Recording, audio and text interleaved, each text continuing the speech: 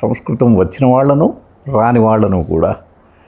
సంస్కృతం వచ్చిన వాళ్ళది భాష ఒకటి అందంగా ఉంటుంది.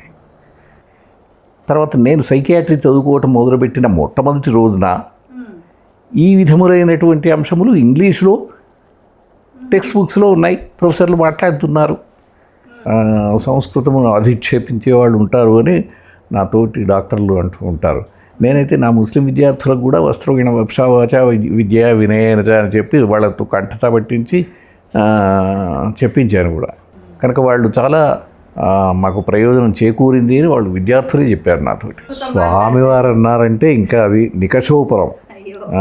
ఎందుకంటే వారు అటు పిహెచ్డి సంస్కృతం, పిహెచ్డి కెమిస్ట్రీ,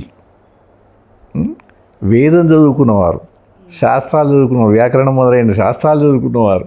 కనుక ఈ రోజుల లోపల అలాంటి వాళ్ళు వారొక్కరే ఉన్నారు. ఇంకా నేను వారు సన్యాసం తీసుకోకముందు నాకు మిత్రులే. వారి పుస్తకాలు రెండప్పటికి నేను రిలీజ్ చేసి ఉన్నాను పూర్వాశ్రమంలో కూడా. తర్వాత నేను సన్నిధానం లక్ష్మీనారాయణమూర్తి అవధాని అని వారి దగ్గర వేదభాష్యం చదువుకున్నాను. వారు కూడా అక్కడ ఆ గురువు గారి దగ్గర చదువుకున్నారు. వారు సరదాగా నన్ను అంటారు, శర్మ నాకు సతీర్థ్యుడు అంటాడు. సతీర్థ్య మీన్స్ సేమ్ గురువు దగ్గర చదువుకున్నవాడు. నిజానికి ఆ స్థాయి కాదు నాది. వారు తర్వాత ఆశ్రమం తీసుకున్న తర్వాత కూడా వారి ఉపనిషత్తులు అవి చాలా పుస్తకాలు నా చేత ఆవిష్కరింపజేశారు. వారి దగ్గర విద్యార్థిని కూడా నేను. మహానుభావుడు. ఈ రోజుల్లో అలాంటి వాళ్ళు ఇంకా లేనే లేరు, ఎక్కడా ఉండరు. నిష్కర్షగా చెప్పగలరు. ఎందుకంటే ఎవరికి భవబంధాలు లేకపోతే ఎవరికైతే ధన లోభము ఇటువంటి ఆకర్షణలు అవి ఉన్నవాళ్ళు మాట్లాడలేరండి. ఆయనకేముంది, సర్వతంత్ర స్వతంత్రుడు ఆయన. ఆబ్జెక్టివ్గా నేను ఇద్దరిని చూడగలను కదా, సంస్కృతం వచ్చిన వాళ్ళను రాని వాళ్ళను కూడా. సంస్కృతం వచ్చిన వాళ్ళది భాష ఒకటి అందంగా ఉంటుంది, రెండవది అనుకున్న పదము, అనుకున్న వాక్యము, అనుకున్న స్థలంలో దాన్ని నిక్షేపం చేయగలరు. దాంతో అర్థముతో శోభస్కరంగా వస్తుంది. కనుక భాష ఉన్నది ఎందుకు, మనసులో ఉండే భావాన్ని వ్యక్తం చేసేందుకు.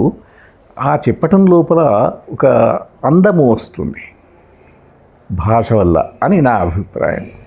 కనుక సంస్కృతం చదువుకున్న వాళ్ళ విషయంలో అది నేను గమనించుతున్నాను. నా దగ్గరికి వచ్చే క్లయింట్స్ లోపల సంస్కృతం చదువుకున్న వాళ్లకు, సంస్కృతం యొక్క జ్ఞానం లేని వాళ్లకు ఉండే తేడా.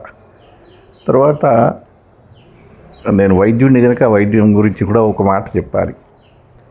మాకు వైద్యంలో, మానసిక వైద్యంలో భాష కూడా చాలా ముఖ్యమైన పాత్ర పోషిస్తుంది. కనుక వకార పంచకం అంటారే, లోపలికి వచ్చేటప్పుడు వాళ్ళు వేసుకున్నటువంటి వస్త్రములు, వాళ్ళ భాష, తర్వాత వాళ్ళకు ఉండే చదువు, వాళ్ళ శరీరాన్ని నిర్మలంగా ఉంచుకుంటున్న తీరు, ఇవన్నీ కూడా మాకు ఉపయోగపడేవి వ్యాధి నిర్ధారణకు, తర్వాత చికిత్సకు కూడాను. కనుక వస్త్రేణ వపుషా వాచ విద్యయా వినయేనచ అంటారు. అది మాకు మానసిక వైద్యంలో చాలా ఇంపార్టెంట్. సైకియాట్రీలో ఇవన్నిటిని బట్టి అసలు మేము మొదటి కొద్ది సెకండ్లలోనే వచ్చినటువంటి వ్యక్తి యొక్క రోగ నిర్ధారణ కూడా చేసేయగలం. తర్వాత ఓ గంట సేపు దాన్ని వివరించుకుంటాము, కానీ మొదటినే అయిపోతుంది. చాలా సాధారణంగా, చాలా సులువుగా అయిపోతుంది. నేను నా దగ్గర స్టూడెంట్స్కు ప్రతిరోజు క్లినికల్ సైకాలజీ స్టూడెంట్స్ వస్తారు నా దగ్గరికి, నర్సింగ్ స్టూడెంట్స్ వస్తారు, పిహెచ్డి చేసేవాళ్ళు కూడా చాలామంది వస్తుంటారు. క్లినికల్ సైకాలజీలో ఎంఫిల్ చేసేవాళ్ళు, తర్వాత పిహెచ్డి చేసేవాళ్ళు.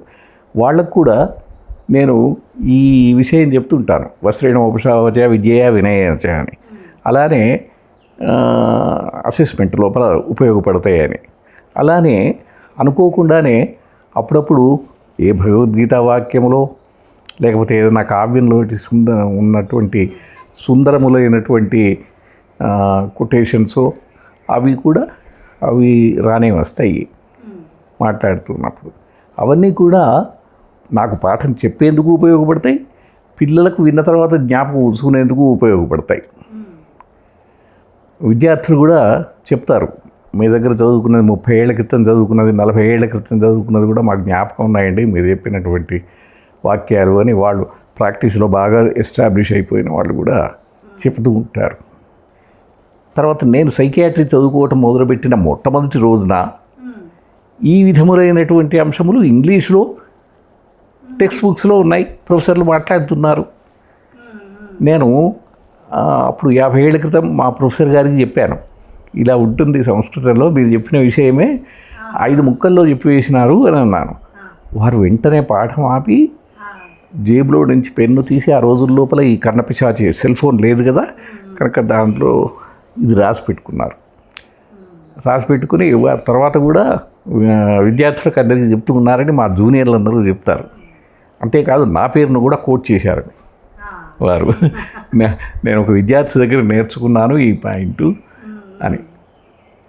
అంటే ఇంగ్లీష్లో అపియరెన్సు, స్పీచ్, తర్వాత వాళ్ళ ఎడ్యుకేషను ఇలాంటి పేర్లతో చెప్తారు.